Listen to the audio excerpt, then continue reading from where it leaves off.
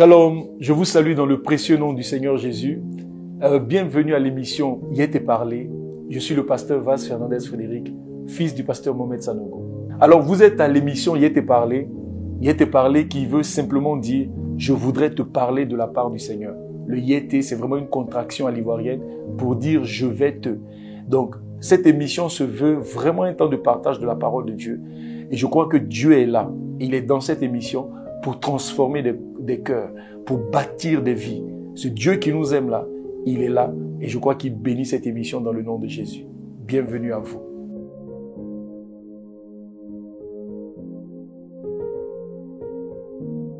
Alors, dans cette émission, nous aurons l'instant dévotionnel.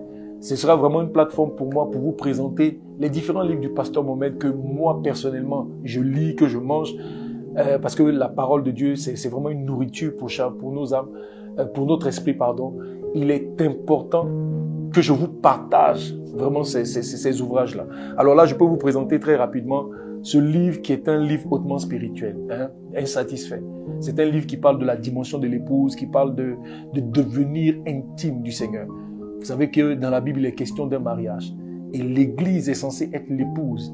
Et dans ce livre, le pasteur parle de l'amour d'une certaine façon. Il parle donc de l'amour en hauteur, en profondeur.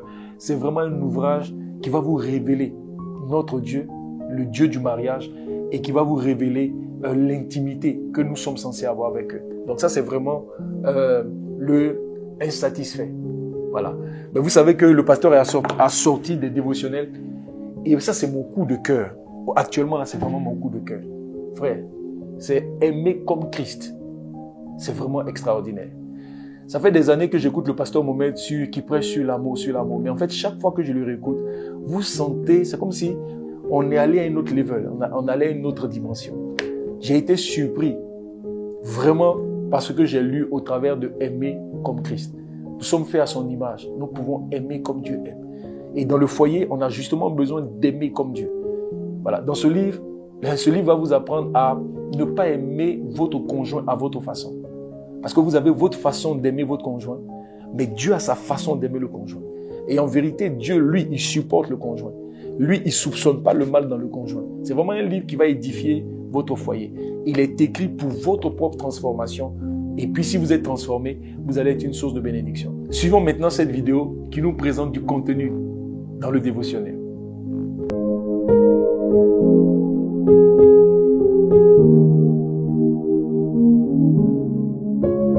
Dévotionnel. Je reviens souvent dans mes messages sur mon premier saut en parapente et les leçons que Dieu m'en a données. En vacances, je voulus apprendre à sauter en parapente.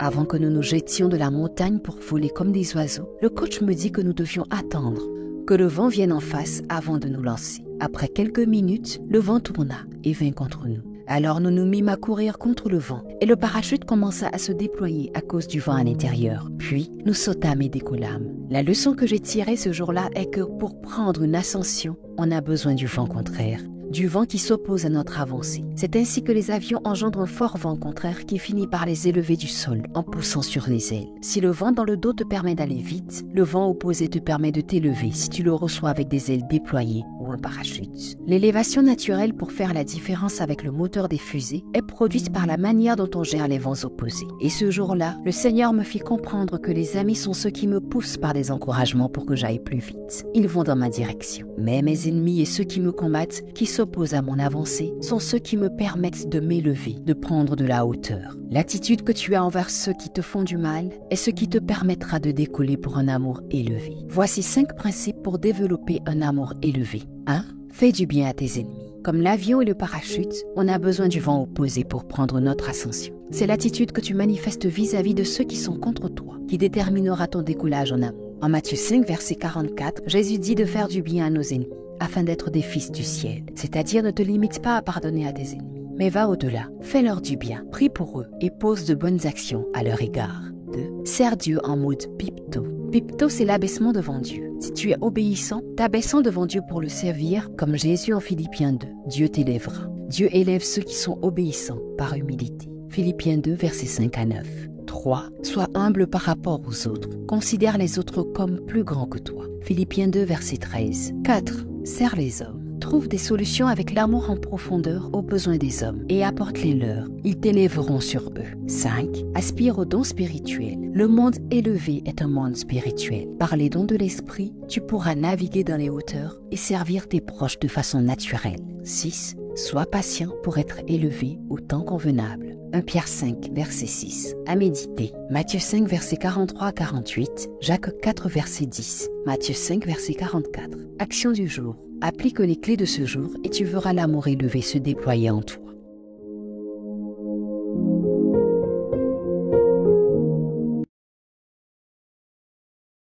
Alors, chers amis, durant cette émission, j'ai été parlé.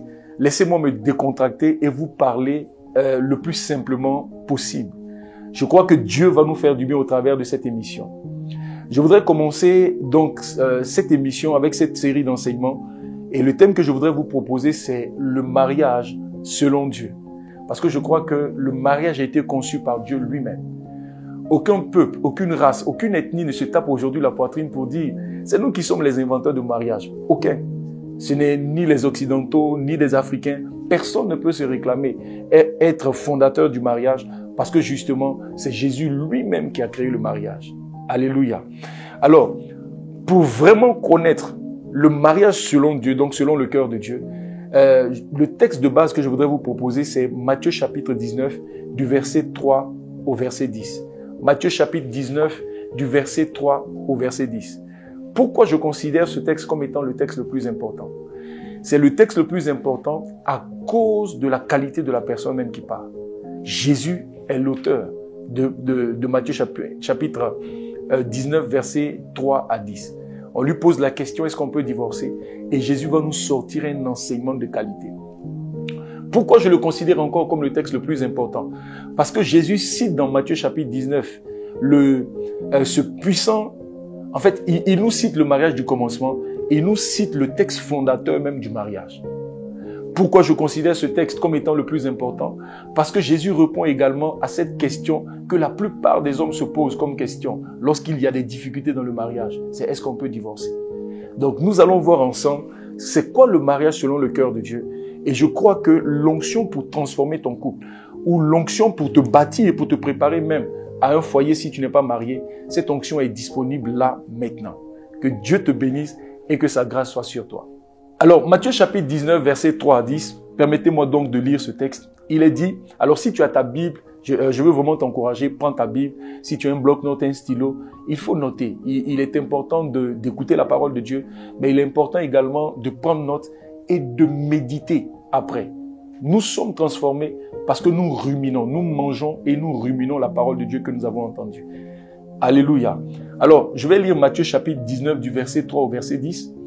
Il est dit, les pharisiens l'abordèrent et dirent pour l'éprouver, est-il permis à un homme de répudier sa femme pour un motif quelconque? Alors, cette question est une question importante, chers amis. Vous devez, avant votre mariage, prendre une décision par rapport à cette question. Est-ce qu'un homme qui s'est engagé envers une femme peut rompre cette alliance-là à un moment donné parce que madame a agi d'une certaine façon ou vice-versa parce que monsieur aussi a agi d'une certaine façon? La question que ces hommes-là sont venus poser au Seigneur, ils ne sont pas venus dans un bon esprit, mais la question qu'ils posent est une question pertinente. Aujourd'hui, beaucoup de personnes dans leur foyer se posent la question, est-ce que je peux divorcer? Et beaucoup de chrétiens, si Dieu avait dit oui, on peut divorcer, je vous assure qu'ils n'allaient pas durer dans leur mariage. Ils allaient finir par sortir de leur relation. C'est pourquoi pour moi, répondre à cette question est importante. Il faut que tu répondes à cette question. Lorsque tu vas te marier, est-ce que tu auras une possibilité de te séparer à un moment donné? Lorsque tu seras, lorsqu'on va te bénir, lorsque tu vas fonder un foyer, est-ce que tu auras une occasion de te séparer? C'est la question là qui est posée. Il est dit, est-il permis à un homme de répudier sa femme pour un motif quelconque? Est-ce qu'il existe une raison valable? Est-ce qu'il existe une cause valable pour qu'on se sépare à un moment donné d'un conjoint? Et j'aime la réponse de Jésus. Et cher ami, je veux qu'à ce moment-là, tu me suives. Regardez comment Jésus répond. J'aurais aimé que Jésus dise, oui, on peut divorcer. Non, on ne peut pas divorcer. Mais c'est pas ce que Jésus fait. Jésus va prendre d'abord le temps de faire asseoir sa doctrine, de faire asseoir ses principes. Il dit, n'avez-vous pas lu que le Créateur, au commencement, fit l'homme et la femme et qu'il dit. Frère, n'avançons pas s'il vous plaît, analysons cette phrase. C'est le Seigneur Jésus lui-même qui parle. Il dit, n'avez-vous pas lu? Ça veut dire, pour répondre à la question de est-ce qu'on peut divorcer, il nous ramène à quoi? À la lecture. Ça veut dire qu'il y a quelque chose déjà qui a été écrite. Il y a déjà une parole qui a été donnée qui répond pleinement à cette question. Jésus dit, n'avez-vous pas lu? Il nous ramène à la lecture. Il nous ramène aux Écritures. Il dit, n'avez-vous pas lu que le Créateur? Donc, il ne nous ramène pas simplement à la lecture, mais il nous ramène à la lecture, mais il nous ramène à une personne. Cher ami, Jésus nous ramène à une personne. Il nous ramène au Créateur du mariage. Il nous ramène à celui qui a créé le mariage. Tu ne peux pas réussir ton foyer si tu ne te connectes pas au Créateur. Tu ne peux pas vivre le mariage selon le cœur de Dieu si tu ignores le Créateur. Dieu est celui qui a fondé le mariage. Il dit, n'avez-vous pas lu, premièrement, que le Créateur, secondement, le Créateur. Frère, il y a un Créateur et le mariage a été créé par Dieu lui-même. C'est celui qui détient les règles de fonctionnement du mariage. C'est celui qui a créé le mariage. Et un mariage ne peut pas fonctionner sans lui. C'est pourquoi, pour répondre à cette question, Jésus nous ramène où? Il nous ramène au commencement. Mais il nous ramène, à la lecture et il nous ramène au Créateur. N'avez-vous pas lu que le Créateur? Alors je continue. Il utilise aussi l'expression au commencement. N'avez-vous pas lu, premièrement, que le Créateur, secondo, au commencement. J'aime l'expression au commencement. Parce que Jésus, pour répondre à la question de est-ce qu'on peut divorcer, il ne nous ramène pas à la loi de Moïse. Il ne nous ramène pas à tous les prophètes qui ont existé, mais il nous ramène directement au commencement. Parce qu'il est en train de dire qu'au commencement, Dieu s'était déjà exprimé concernant le divorce.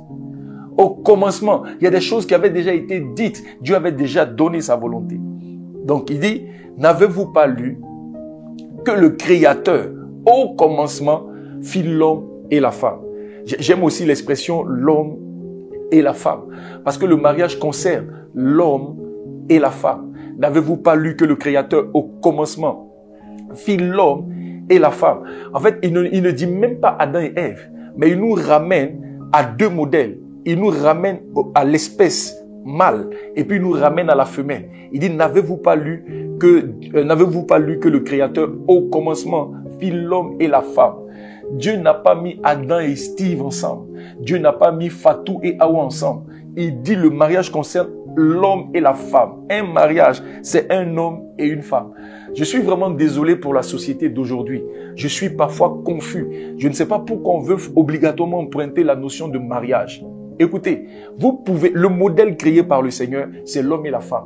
Si vous créez d'autres modèles, prenez d'autres noms, prenez d'autres appellations. Personne ne s'élève contre le fait que quand on dit qu'un homme peut marier un homme et une femme peut marier une femme, mais on peut donner un autre nom. Moi, je trouve que c'est beaucoup plus simple. Et ça fait que vous n'affrontez pas le Seigneur. Alléluia.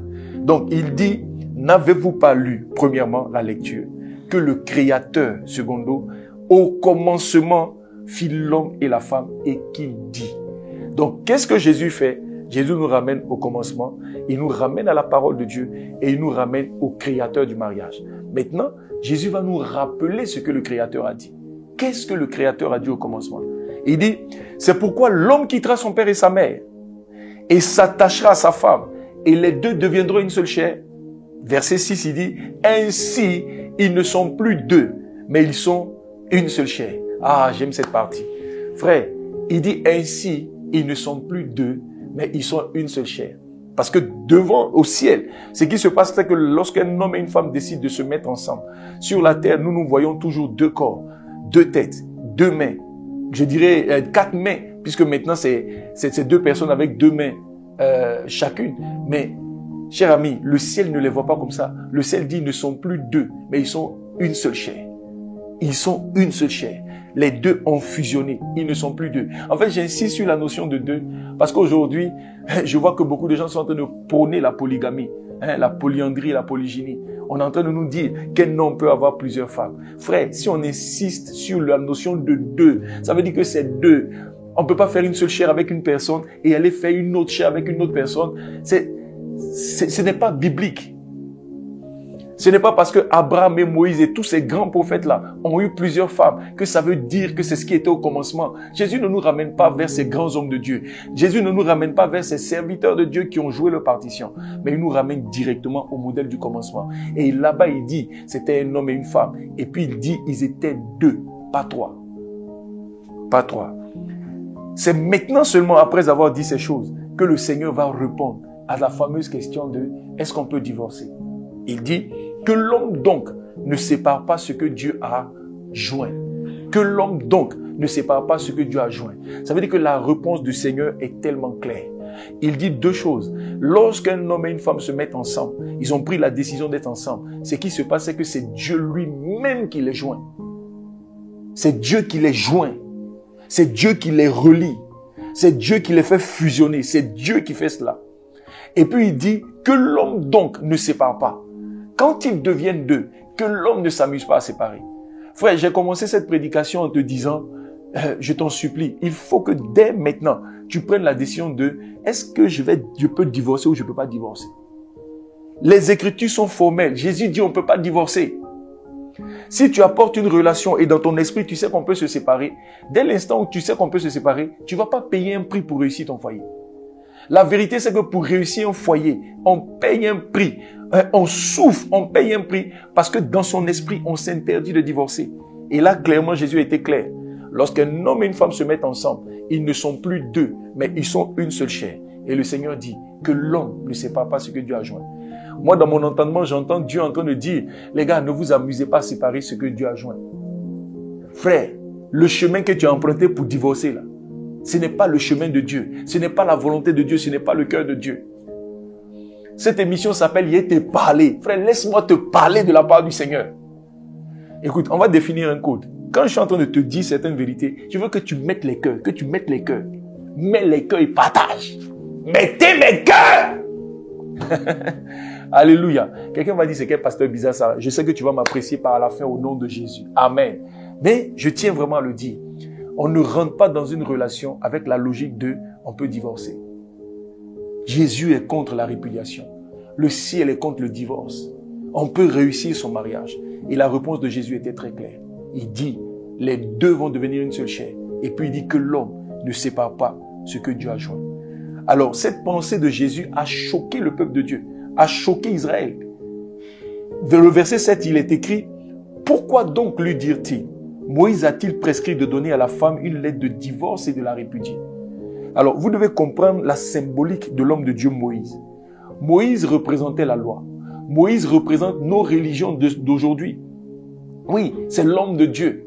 Il se trouve que dans l'esprit des Juifs, mais il a été clairement écrit dans la loi que si un homme voulait se séparer de sa femme, il avait la possibilité donc de lui donner une lettre de répudiation.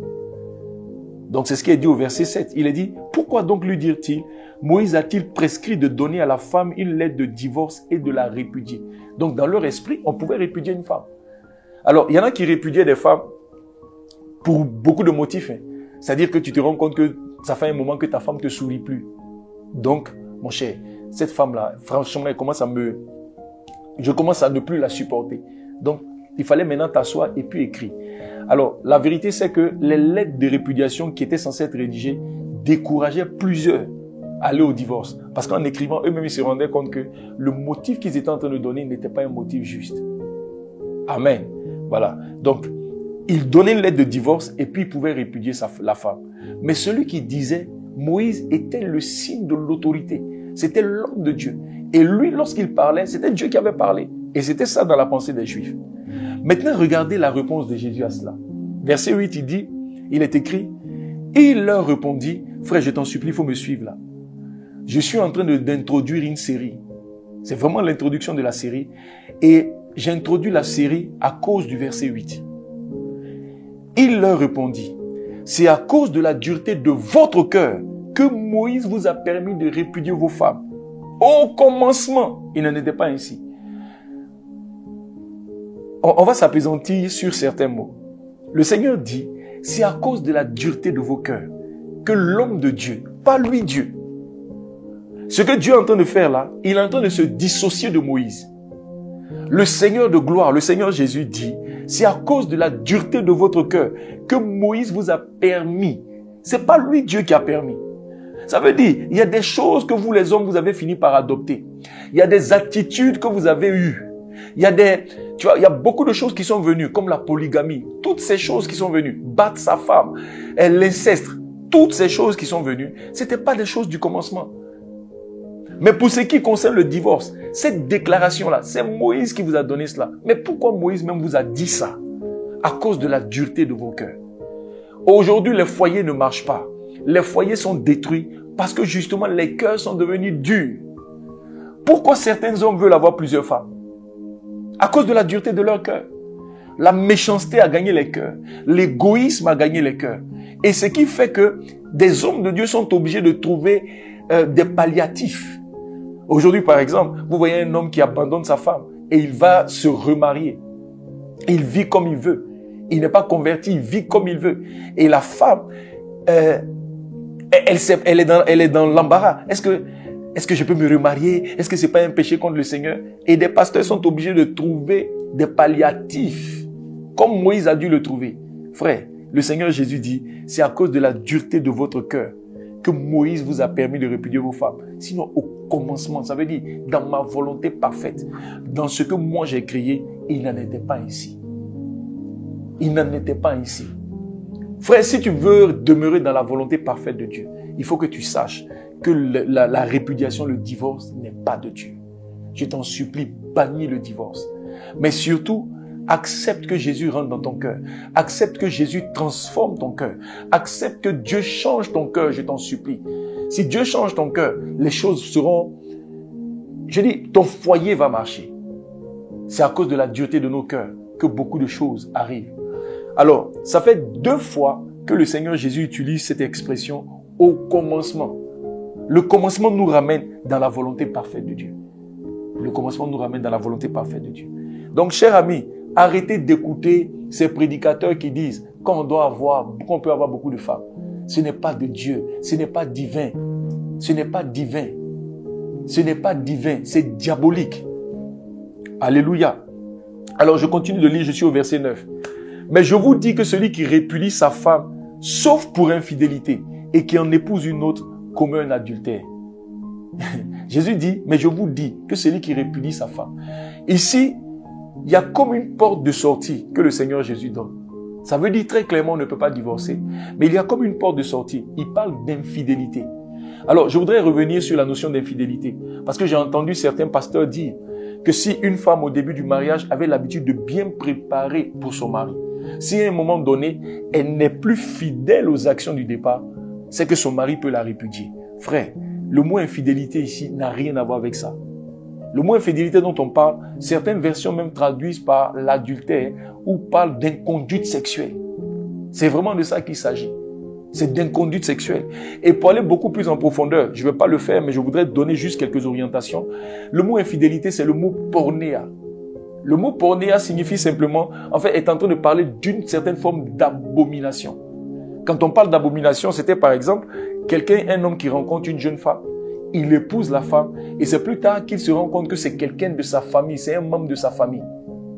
Donc là, en ce moment-là, on parle de pornéa. C'est une abomination. En ce moment-là, on permet à ce que les gens divorcent. Mais si vous prenez la pensée biblique, la pensée générale de la parole de Dieu, vous allez voir que l'amour pardonne tout. L'amour, notre Dieu qui est amour, veut que nous puissions pardonner. Et lui, Dieu, il a pardonné et il continue de pardonner nos infidélités. C'est pourquoi je veux encourager quelqu'un.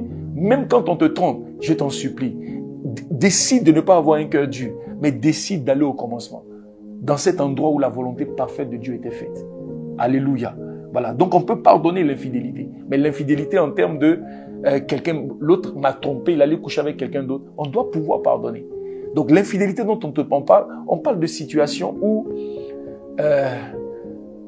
j'ai donné tout à l'heure l'exemple de quelqu'un qui épouse sa propre sœur. En ce moment-là, c'est une abomination. Vous pouvez vous séparer. Alléluia. Il dit, mais je vous dis que celui qui répudie sa femme, sauf pour infidélité, et qui en épouse une autre, commet un adultère. Et le verset 10 dit, ses disciples lui disent, si telle est la condition de l'homme à l'égard de la femme, il n'est pas avantageux de se marier. Alors j'aime particulièrement aussi ce verset 10, parce que dans l'esprit des hommes, surtout des juifs, dans leur conception, c'est que c'est comme si le mariage avantageait les hommes. C'est comme si le mariage arrangeait beaucoup plus les hommes que les femmes. Et là, dans ce texte, après avoir entendu le Seigneur Jésus, les hommes se rendent compte que, attention, ce qu'il est en train de dire là, mais nous, ça ne nous arrange pas. Frère, le mariage n'est pas fait pour arranger les hommes au détriment des femmes et vice-versa. Le mariage, je vous dirais, est un moyen. Parce qu'il y a un but dans la vie et le mariage est un moyen pour atteindre le but. Ce sont des choses sur lesquelles je vais revenir. Alors, chers amis, j'ai simplement voulu vous partager cet enseignement du Seigneur Jésus. Parce que Jésus, quand on lui parle du mariage, il nous ramène au commencement, il nous ramène à ce qui est écrit, il nous ramène au Créateur. Il dit que c'est l'homme et la femme, et puis il dit cet homme et cette femme-là deviennent une seule chair, ils deviennent une seule personne, et puis les deux-là, ils n'ont pas le droit de se séparer. Maintenant, pourquoi en général il y a des difficultés dans les foyers? C'est à cause de la dureté des cœurs. Je prie que dans cette série, Dieu puisse désarmer le cœur d'un homme qui est en train de détruire aujourd'hui son foyer. Je prie que Dieu puisse désarmer le cœur d'une femme qui est en train de détruire également son foyer dans le nom de Jésus. Alors, je vais terminer l'introduction aujourd'hui en allant au commencement, comme nous l'a recommandé la parole de Dieu. Nous allons partir au commencement. Amen. Donc, on va donc aller au commencement dans Genèse chapitre 2, versets 24 et 25. Genèse chapitre 2, versets 24 et 25. Je vais juste introduire Genèse chapitre 24 et 25, Genèse chapitre 2, versets 24 et 25, et puis on se retrouvera pour l'émission prochaine. Amen. Alors, Genèse chapitre 2, versets 24 à 25, il est dit, « C'est pourquoi l'homme quittera son père et sa mère, et s'attachera à sa femme, et ils deviendront une seule chair. » Le verset 25 dit, « L'homme et sa femme étaient tous deux nus, et ils n'en avaient point honte. » Cher ami, écoutez-moi. Je veux que tu fasses très attention à ce texte. Au verset 23, la Bible dit clairement que c'est l'homme qui parle. Et au verset 24, il est dit, « C'est pourquoi l'homme quittera son père et sa mère, s'attachera à sa femme, et ils deviendront une seule chair. » Quand on lit cette phrase, on peut dire que c'est une continuité de la phrase précédente. N'est-ce pas? On a dit, le verset 23 dit, voici cette fois, et il est dit, et l'homme dit, voici cette fois celle qui est os de mes os, chair de ma chair, on ne l'appelle pas. Vous vous souvenez du texte? Ça, c'est le verset 23. Au verset 24, on entend, c'est pourquoi l'homme quittera son père et sa mère et s'attachera à sa femme. Et la question que j'ai envie de vous poser, qui a parlé au verset 24? Est-ce que c'est Adam ou bien c'est Dieu? Matthieu chapitre 19 que nous avons lu tout à l'heure nous dit très clairement que c'est Dieu qui a dit. On peut avoir l'impression dans Genèse chapitre 24 verset 23 que comme c'est une suite, c'est que ça a été une déclaration d'Adam. Jésus dit non. C'est Dieu qui a dit. Donc la parole que je vais dire là, c'est la parole qui sort de la bouche de Dieu lui-même. Il dit, après avoir mis l'homme et la femme ensemble, une voix s'est écriée, et je crois que c'est la voix du Seigneur. C'est pourquoi l'homme quittera son père et sa mère, et s'attachera à sa femme, et ils deviendront une seule chair. C'est la première remarque que je veux faire. C'est Dieu qui parle. La seconde remarque, c'est que la Bible introduit une notion qu'on appelle la notion de son père et sa mère. Je rappelle que Adam et Ève là, ils n'avaient pas de papa et maman. Eux là, ils sont sortis directement de Dieu. Ils ont été formatés à partir de la boue, l'autre à partir d'une côte, et puis ils sont nés. Mais quand le Seigneur parle, il dit c'est pourquoi l'homme quittera son père et sa mère.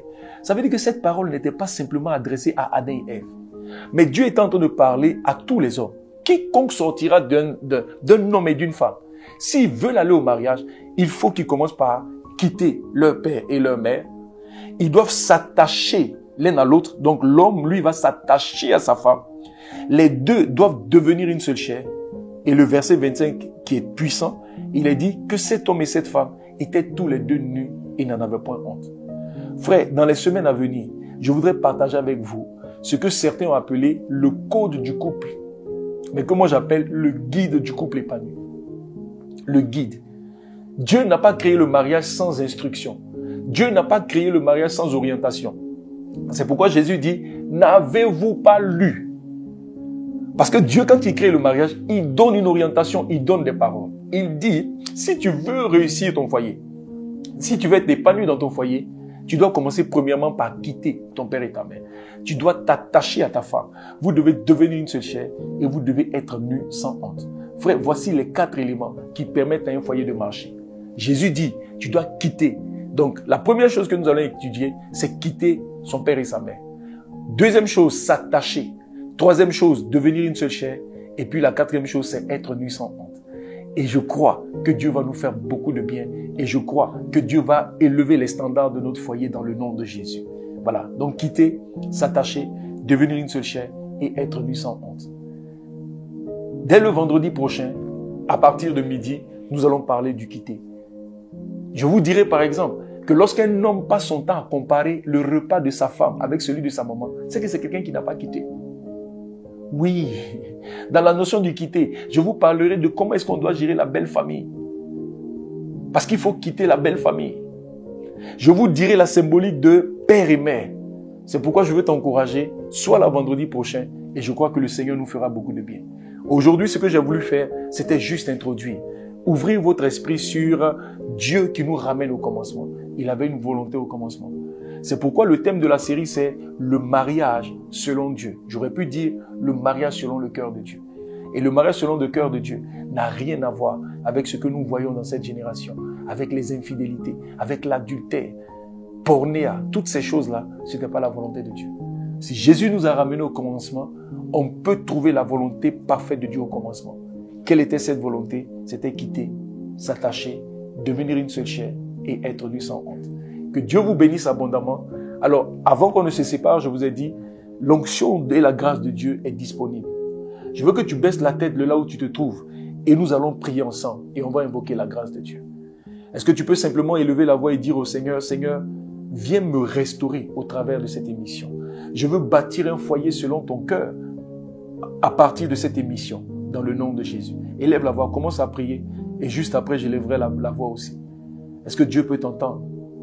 Si tu as un foyer qui est brisé, si tu as un foyer qui est démoli, implore la grâce de Dieu. Parce que la grâce de Dieu est disponible pour te restaurer.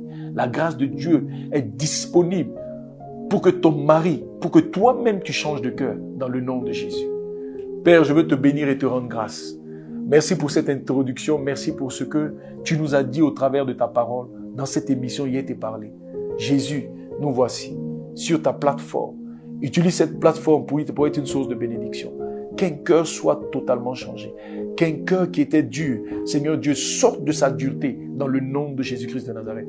Seigneur, donne-nous des cœurs capables d'accepter ta parole et donne-nous, ô Jésus, de vivre le mariage selon ton cœur. Nos yeux sont sur toi et nous comptons sur ta grâce au nom de Jésus. Est-ce que quelqu'un peut dire Amen à cette parole? Est-ce que tu peux mettre les cœurs? Est-ce que tu peux mettre des cœurs pour dire Seigneur, merci, merci pour cette émission. Alléluia. Amen. Alors, je voudrais vous encourager, si vous avez des témoignages, si vous avez aussi des questions à nous poser, il y a une adresse qui s'affiche là maintenant. Il suffit simplement d'écrire à cette adresse et nous allons vous répondre. Et si vos témoignages sont vraiment des témoignages édifiants, nous les ferons passer donc à cette émission. Que Dieu vous bénisse. Voilà, c'est vraiment une émission qui est faite pour chacun d'entre nous. Vous pouvez participer à cette émission au travers de vos questions. Si vous avez aussi des remarques, on sera bénis d'avoir ces remarques-là. Juste vous adresser à cette adresse email et nous vous répondrons.